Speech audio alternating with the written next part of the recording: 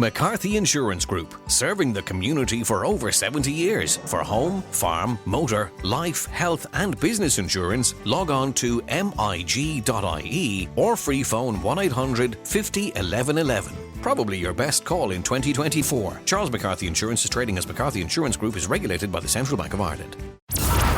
Now, real people, real opinions. Nighttime Talk with Niall Boylan. Ireland's classic hits radio. All right, welcome back. Yeah, somebody says, Niall, you said it was going to be a morbid topic. I find it lighthearted. That was a really nice conversation you had with that man. It was. He was a really nice guy, by the way. Don't forget to support local undertakers. Well, you don't really have a choice.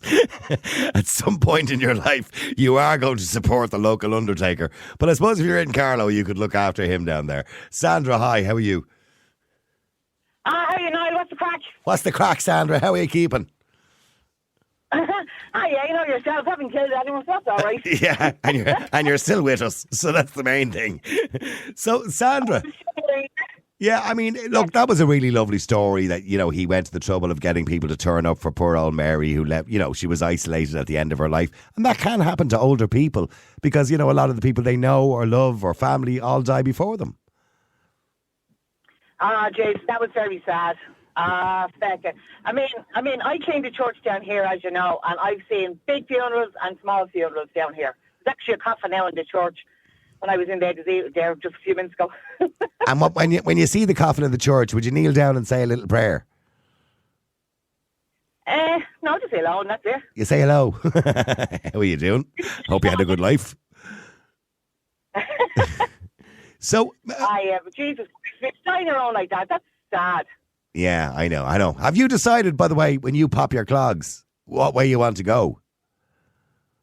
Yeah, myself and Philly were talking about it. Two of us are going to get fried. Oh, you're getting cremated, eh? You're fried. Yeah. Going to get fried, yeah, the pair of us. Right, and where? A couple of sausages in there. And where are you going to have the ashes sprinkled or scattered or whatever word you use for it? Where are you going to have them sprinkled?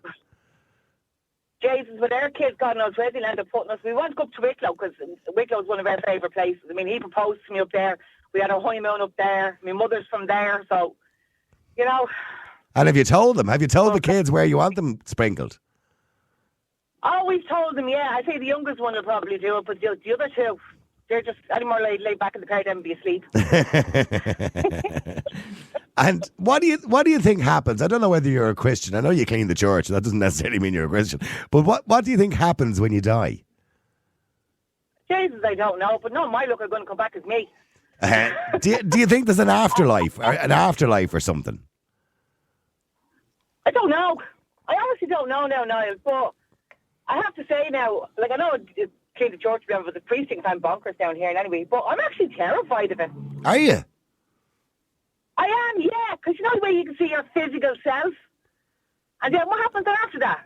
Do you know what I mean? But you're gone. You won't be seeing anything once you're gone, so you won't have to look at your physical self. I know, yeah, but I think it's like fucking. What's your man that went to sleep for 100 years under a bleeding tree? What's his name? Who went for sleep for 100? Just fucking. What's his name? Who? Was it Johnny Appleseed story? Hold on, you've lost me now. Some bloke that went to sleep under a tree for 100 years. Yeah, do you remember there was a story out, Jesus, in school back in the day? Right, go on, tell me the story because I don't remember it. Go on, what's the story? I can't remember how many bits of it. I think he was planting apple seeds and he fell asleep under a tree or something and woke up 100 years later, so everything he knew was gone. Ah. But anyway, no, mine probably happened to me. You'll fall asleep in the church while you're cleaning. Go on, and you wake up 10 years later. With the So do you think, like, I know you're not that old, Sandra, right? But do you think about it? Yeah, that's what I'm saying. Do you think about death at all? Only when I'm at a funeral, really. I mean, 2019, I lost my dad. I'm sorry. September, and then 10 months after that, then I lost my brother. And like it was those two that really, really knocked my socks off. But I try to like keep stupid things. Well, I wouldn't say a stupid thing, but try to keep things like that like out of my head because I get very depressed. Yeah, it is quite depressing to think of, isn't it? You know, some people think of it as a joyous thing, yeah, but some people it can be quite depressing. But then again, I suppose if you're not here, you're not going to miss anything. I know, yeah. I know. Jesus. Anyway, Sandra, you keep working away there, cleaning that church there, all right? I'd say it's cold. I will indeed. No, look, I have to go anyway before someone starts knocking on this coffin. Here, do me a favour, will you? Will you do me a favour? Will you light a candle for me? I light many a candle for you now. Don't be worried. I think you'll need it more than we do. Thanks, Sandra. Appreciate it. See you. Bye. Let me go to Jerry. Jerry, hi. How are you? Hey, Niall. Doing well. Sorry about that. There was a slight delay on Sandra's phone for some reason there, and I was. No. But she wants to be fried. Anyway, as she says, cremated. Have you thought about it? Yeah, I want to be buried. Oh, you want to be buried? Okay. Okay. I want to be buried. Because I find it very peaceful now. When I walk to graveyards, like I have a few relatives buried, including two of my own children, and yeah, I just find it very peaceful. Yeah, it is. I find graveyards very, very peaceful, and they're a nice place to have, a few thoughts. Now, I have to be honest, I'm not a graveyard person. I don't like going to graveyards, but when I have been there, they are very solitary. They are nice places to have a thought to yourself. You know what I mean? Yeah, they're peaceful. They're peaceful when you go down, And yeah. But no, that's. And what happens when you die, Jerry? What happens when you die? Do you think? Well, I've thought about this, right? And one thing I've read about this years ago, but I recently looked at, because I'm at the age now. Well, not that age. I'm only 63, but you're only a young fella. I'm coming to the age where we start thinking about it. I've got 10 years, 5 years, 20 years, or 30 years left. You have a good 30 left in you, Jerry. So I'd be thinking about, well, one of the things that fascinates me is the soul. Right. Now, some people call it the mind. Yeah. So the soul has been turned into the mind. It depends on your beliefs. Yeah, your consciousness. Yeah. Yeah. So scientists can't find that. There's nowhere in the brain that they can find that. Mm. And they've isolated the brain in certain in tests with neurologists and that type of stuff, and they cannot find the soul or the mind. No. So whichever you want to call it. I'm just going to call it the soul. Yeah. Then anybody else will call it the mind, go and do it. So where does the soul go when the body dies? So well, the Chinese have a theory, haven't they, on that one? The Chinese have a theory that it's like this little orb that follows you around, this little ball of light that's beside you. And then when you pass away, it goes off onto somebody else or something. Isn't that the Chinese theory? Yeah, Chinese theory. But I definitely believe that when the body dies, it's only a vessel. A vessel to carry the soul. Mm. And that's what I believe. Now, where the soul goes after, in my belief as a Catholic, I am a Catholic, and other people believe other things like reincarnation. That's okay. I don't worry about that. Well, my belief is I believe you either go to heaven or you go to hell or wherever you're going to go. I'm not too sure about the hell bit, to be honest. Yeah. But I believe you go to a better place anyway. Yeah. That's my own belief. Mm. But I definitely believe, if you've ever looked into somebody's eyes that has died and as they're dying, which I have, as they're dying, I've held their hands, you see their soul. Nice. You don't see the body anymore. Yeah. You see the soul, and again, I've experienced it with I know with my own child, I held his hands and tried to resuscitate him and all that type of stuff. When did your child die? It was in 1998. Right. Yeah, I lost two of them, but. And how old were they? Died. How old were they, Jerry? The little boy was 18 months. Oh, okay. But that's so that was sad. yesterday to me. Yeah. That was yesterday to me. It doesn't. I know. I'm absolutely sure it doesn't go away. Every day, it's probably yesterday to you. Yeah. So when I try my best to save him, but anyway, as he was passing, I mean, well, I can explain because all I can explain is I seen God. Okay. But I looked in his eyes, and the same with my mother, God rest her. I was there for my mother, and the same thing happened. You don't see the body anymore. Yeah.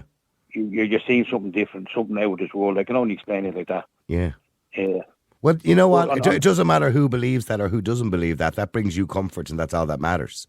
Do you know what I mean? Absolutely. No, everybody has their own beliefs, and I respect their own beliefs. Yeah. Everybody has their own beliefs. But a funny thing, on the funny side of things, right? My brother had a massive heart attack there about 2 or 3 years ago, right? So he's in a bad way, but he survived it, and he died 3 times, right? Yeah. But he's still alive. So what he did last Christmas was, now unfortunately he can't walk anymore. He's a great plaster now, but he can't walk because he damaged his heart. Yeah. But he's still doing well. but he's on a walk. But Yeah. what he decided last Christmas was he wanted to be around for his own wake. He had his own wake last Christmas in a pub. It's a real Irish thing to do, isn't it? Any excuse for a drink. Yeah, go on. So you find out the family's awake, and he sat there and we were all just looking at him, and we called him Mick's Wake, but we actually called him his nickname Bulletproof Mick because he'd survived what he survived. Yeah. The broke his ribs and all, trying to bring him back. I have to say, He had his own wake. yeah, we're Irish people. We have this strange view of death, haven't we? We celebrate it very differently to anybody else around the world. I mean, when I listen to some of the things that are said at funeral, we're the only people who go to funerals and we laugh. We think it's great crack, but not in a bad way. Do you understand what I'm saying? Yeah, exactly. No, we're kind of celebrating the person's life, but we do it, like we enjoy celebrating the person's life. Obviously the direct family are very sad at the time, but then later on, usually in the day, they can have a laugh, and that's okay. There's nothing wrong with that. You know what I mean? Yeah, because you're looking at the memories of the person, the things he did, the funny things. Remember, every funeral I've gone to, obviously you've been devastated and still are at times it comes back to haunt you. But at the time of the funeral, when you go back to have a meal or whatever, go back to the pub, or even go back to somebody's house, you're reminiscing on the past and you're thinking of the funny things that they did, and you're breaking your heart laughing. Yeah. Hang on, let me just go to Bernie as well. Sorry, Jerry, hang on for a second because I've loads of people to get to as well. Just stay there, Jerry. Bernie, hi. Hi, how are you? What are you going to ask me? Are you going into the ground or are you going to get burnt?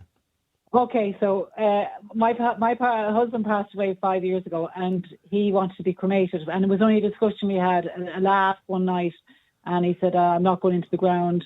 But anyway, so I got a grave plot and put some of his ashes in that, and then he said, I won't care where I'm going because I'll be bleeding dead, right? Right. So then I said, we used to go on holidays to Achill. I said, would you like to spread them out there?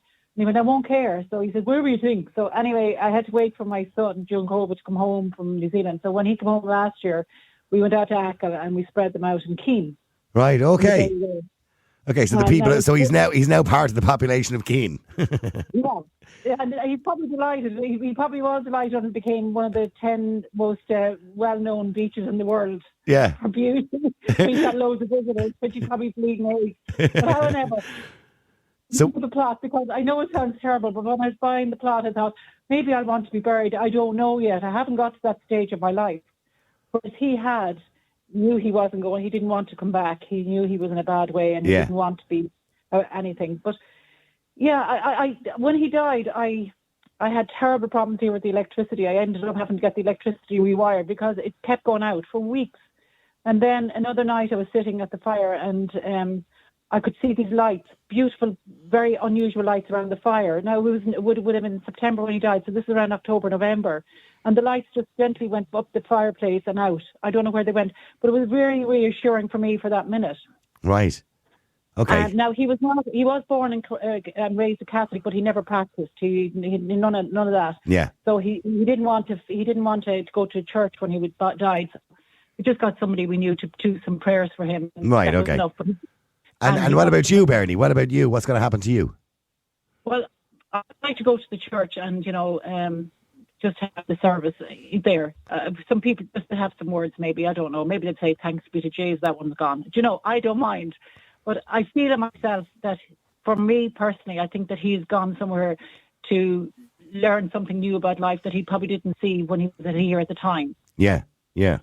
You know what I mean? Like, he had a specific way of looking at things, and he suffered from a lot from anxiety and depression and things. And I think maybe he had a great gift with people, and he probably didn't realise he was like that. So maybe his soul has gone to learn about something new. Yeah. That maybe he can bring back if he wants to come back in a few years' time again. Yeah, passing on knowledge to people. He'd like to pass on knowledge. Yeah, I'm looking here, by the way, there was the thing online, Barbara Cartland, the famous writer, she died at the age of 98. It's marvellous to live to that age, provided you're reasonably healthy till that age, and she was. She said, when I asked if she believed there was life after death, she said, of course there's life after death. I wrote over 600 books in my lifetime, so it's not going to go to waste. So of course it exists, or something like that anyway. She said, you don't think God put me on this earth to do all that just to waste it all away? So, What do you think? I mean, I think our soul, our conscious, I do think it lives on. I don't know. See, you all know I'm an atheist, right? And I, by the way, I respect your belief and Jerry's belief in God, and I respect the Christian view. And I think it's lovely. By the way, I think it's really comforting to think of the Christian view as well. But to me, it kills me sometimes that I'm a bit of a logical person, you know, and I always try to think what's the purpose of life? And to me, the purpose is just enjoy it while you're here. You know, do the best you can, be kind to as many people as you can, you know, make some sort of impact on this little world of ours, you know, because we're only really a dot on the planet anyway. So make a little bit of an impact if you can. I think I might have made some sort of an impact on people's lives over the years. And, you know, and if you've achieved that, I think you've served your purpose. Isn't that really what it's all about? I get what I understand what you're saying. You're saying, like, you know, you do. People remember, you remember so-and-so, oh yeah, geez, he was great crack. And that's all you want to be remembered for. You don't want to be remembered as that bollocks. He owes me money. Yeah. You want to be remembered for doing this, you know, and not in the back. You're not blowing yourself up or breaking yourself up. I mean, I'm sure there's a lot of people out there dislike me and would be glad to see the back of me. I'm absolutely sure of that. I'll sit up with Karen. I'll be glad. I got to go to a break. Stay there with me, Bernie, if you can. Jerry, listen, thank you very much indeed for coming on. I appreciate it, Jerry. All right? Not at all. Thank you. All right. Thank you. Bernie, you stay there for a second. I'm going to come to Madge straight after the break and Mike as well. So, Madge, stay there. Okay. All right, welcome back. Sorry about that. I do apologise. It wasn't meant to be that long of a break, Bernie, and I apologise for leaving you waiting. Although, you know what I did, Bernie? I forgot to lower you down, and I was wondering if I could hear some ruffling going on during the ad break. It was like mumble, mumble, mumble. And I think I said, that's Bernie in the background. Bernie, just before I go to Madge, by the way, what do you think of people who, you know, pre-plan their own funerals, who'd go to an undertaker and pick out their own coffins and all this? Is that a bit morbid? No, I think it's right. It's like, you know, you buy your own bread, you buy your own socks, you buy your own shoes. If you're being prepared, it's a hard one when somebody dies. It's a sudden thing and you have to go out picking coffins. If that's all done for you, isn't that brilliant? Yeah, but it's a bit morbid, isn't it? No, but look at this. We have to get away from the more. We all know. It's not like buying a car or something like that. At least buying a car, you get to enjoy it. But then, you see, the thing is, you subject to, you know, approval. Like, you know, do you want one that disintegrates? Do you want one of those ones that? Do you want a funeral where they, you know, where there's so many different ways of having funerals now? I seen somebody doing it once on television, and they were picking one out, and they were going, "Oh yeah, have you got one with more padding in it?" Your man was going, "Yeah, this one here. This is our more luxury one." And I'm going, what are you worried about comfort for? You're dead. Well, you're going down, though. I like a sheet. Just a sheet and put me outside the back door, and, you know, if you dig up a hole, that'd be fine. I want people to celebrate the fact that we were all together for as long as we were. Yeah. Stay there for a second. Madge. Hang on, Madge. How are you? Not too bad, you know? Sorry for keeping you so long, Madge. I do apologise. You're all right. Jeez, we all could have died waiting for that to end. Pardon the pun. Madge, what's going to happen to you when you go into the ground? My body is going to science. It's going to science? Yeah. All right. I offered mine to science, but they turned it down. Anyway. Well, no, they didn't see me yet. It's early days yet. So, have you genuinely said you want to leave your body to science? Sorry? Have you genuinely said that you want to leave your body to science? Yeah, genuinely. I have the paperwork done it. Right. In my wallet. So they'll all have a little play with you and cut you open and all sorts of things to you. Yeah. Actually, why not? And so, might as well. Yeah, but so in relation to the funeral itself, but will you go off in a box anyway? Or would it be just a case of whipping you out of the hospital and off to some college somewhere? Is that what that is? They have to notify the hospital within a few hours. Right. And I think it's within 12 hours my body has to be brought down there. Right. And kept for 3 years. Right. And then they will cremate me.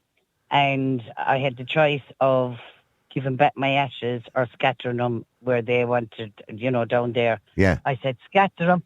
So where are you going? Where I'd be putting a shelf. Where are you going to get them scattered? Have you decided where you'd like to be scattered?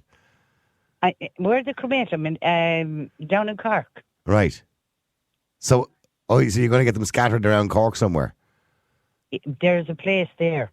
You know, there's a line that they scatter them. I was going to say, you wouldn't just fling them all over Patrick Street or something like that. You know what I mean? Sure, I don't care where I end up. Outside that shop, where's the one that sells the nice chicken burgers? What's the name of that place? Hillbillies. Yeah, outside Hillbillies. So, Madge, what happens after you die, do you think? Is that just it, like? Or is there more? Are you a Christian? Do you believe in God? I believe in God, but I also believe that once you die, that's it. Like your spirit goes up wherever, I presume, to heaven. Right, but okay. Anything other than that, your body is just limp. Oh, your body was just a vessel. Yeah, of course, yeah. But your spirit goes off somewhere better, you think? Yes, right. I do believe that. Okay, and are you looking forward? When I say you're looking forward to that, I mean, nobody's... I hope there's 7 virgins there. I tell you, it'd be difficult enough to find in this world these days. The only one I know is Richard Branson, and he owns that one. Yeah. No. So, I don't know what happens, but sure, I won't. I'll know when I get there. Yeah. Yeah, and it's a nice thought. It's a kind of comforting thought that, you'll meet other people who have passed away before you. Wouldn't it? But mind you... Yeah. I do believe that. Yep. I do believe there... Well, that's a busy old world then, isn't it? Yeah. Because if you look since the start of civilization, as far as I know, there's 192 billion people have been born since the start of civilization, approximately. No. Right? So if we're all going to go there, it's going to be a busy place. But did you ever think we might be reincarnated a couple of times? You might have done a couple of lifetimes at this stage. Who would you like to be reincarnated to, like, if you had a choice? A bit more brighter in the upstairs department. I'm not, Yeah. to cop things a bit quicker. Well, I'm trying to think of somebody in Ireland, from, say, the political sphere, but I can't think of anybody who'd be more intelligent than you, to be honest with you, Bernie. You know what I mean? I don't know. I don't know. You learn different things in this lifetime. You learn something in the next lifetime. That's what I expect, and I keep going till I've reached whatever I think, whatever is destined for me. Yeah, Madge, will you be reincarnated, do you think? Well, if I am, it'll be unique. Yeah. Who do you think you'd like to be reincarnated as? Name somebody you think you'd like that kind of life. Anyone. Anything has to be better than this one. Why do you not like this one? This is not a bad life, is it? It's good crack. No, it's not. It's not a bad life. It's what you make it. Yeah. Okay, well, let me go to Mike. Hang on, stay there, both of you. Mike, hi, how are you? Niall, how's it going? How things, kid? Good, all right, not a bother. Mike, what happens when you die? One thing, start the band on me. You never believe what I done today in TikTok. They did a song, Come On There, by Ronnie Drew, and I left a comment on it. Jesus, I said, want to be some party there at Christmas between Ronnie, Shane, Sinead, who's it? Yeah. Above. Yeah. Want to have some there. Oh, there'll be some party, all right, yeah. Yeah. Between Shane McGowan, Ronnie Drew, Luke Kinney and Connor and John Kinney. There'd be wouldn't it be a nice party? Yeah, your woman that sang Fairy Tale New York with Shane McGowan, what was her name? Kirsty? She's dead too. She died as well many years ago. Yeah, Kirsty McCall. Yeah, she was killed tragically in a boating accident. Do you remember that? Yeah, she was. Yeah, she was hit by a jet ski, from what I remember. Anyway, that's it. On holidays. So, Mike, it would be some old party up there, some musical party. Yeah. To be so, I'd love to be a fly in the wall one day. Yeah, Freddie Mercury could join in as well. Aaron not at all. He wouldn't be the race at all. All right, okay, fair enough. He wouldn't hold candle. Yeah. Mike, what's going to happen when you pop your clogs, Mike? Where are you going? Do you reckon just into the ground, or do you think you go off to a better place? I'll tell you now what I would hope, what I would like. Yeah. That I'd be in Australia, I'd be like Mick Dundee, go out into the outback and go into some stone and just, because all this hypocrisy and all that around funerals is frightening and sickening, and I find it very hard to do funerals. Yeah. And when you're dead, then you're a lovely guy and all that, but when you're dead, fuck you over. Yeah, no one has any time for you when you're alive, but as soon as you die, Asher, wasn't he a lovely bloke? Lovely bloke. I lost a brother, my oldest brother, God rest him, and died sudden going home from work over Friday night in England, and I refused the guy's hand at the wake. Right. Yeah. Because fair play to you. alive, That, look, maybe I'm totally wrong now, but no, you're right. You're 100% right. Why would you be nice to somebody like that? You know what I mean? Yeah, you're right. Yeah, I was at a funeral then. I was at a funeral. A good friend of mine, his anniversary will be coming up now, and I was below at the back of the church. I was great friends with the family, and they had 2 young kids. They lived out in the middle of the country now, like in the little house in the prairie. Yeah. And he fell off his bed and he died shortly before Christmas. And I blew at the back of the church to go up to sympathise with him, and there was goosebumps out the back of my head. Right. And our local politician, the back door of the church was open, the local politician at the time, and I won't mention his name, got out of his car, didn't break his stride until he got up to the top of the church. And you know, and there I was when they took up courage to go up and do it. And why the fuck didn't he stay way out a bit, like? And I rang his wife, Steams a dear. And she thanked me so much. She said, and I said, like, I won't call her. I said, what you went through was horrendous. I said, 2 young kids, shy kids, living in their own house. The way people pull their hands, and to do it once would be one thing, but to go up 3 or 4 times. Yeah. And I was the only person that rang her Steams a day. Yeah, there's nothing worse than people arriving at a funeral who didn't even know the person that well or had nothing good to say about them during their life. I see it all the time with politicians. You are right. Politicians are the best at doing that. Yeah. There's a long walk up from below the street up to the top of the church. Didn't break his stride now. Yeah. Yeah, no, I know. I know. I can actually see it happening before me. Listen, I've run out of time, lads. I do apologise, Madge, who's leaving our body to science. Bernie, who doesn't really care where she goes. Once it's in a hole somewhere. And Mike, listen, thank you very much indeed. I appreciate you all coming on the air. Thank you very much indeed. It was an interesting topic, and it was nice to talk as well there to Rory Healy, funeral director Rory Healy from Carlow, just at the start of the show, but it was the reason why we had that conversation tonight. Now, real people, real opinions. Nighttime Talk with Niall Boylan. Ireland's Classic Hits Radio.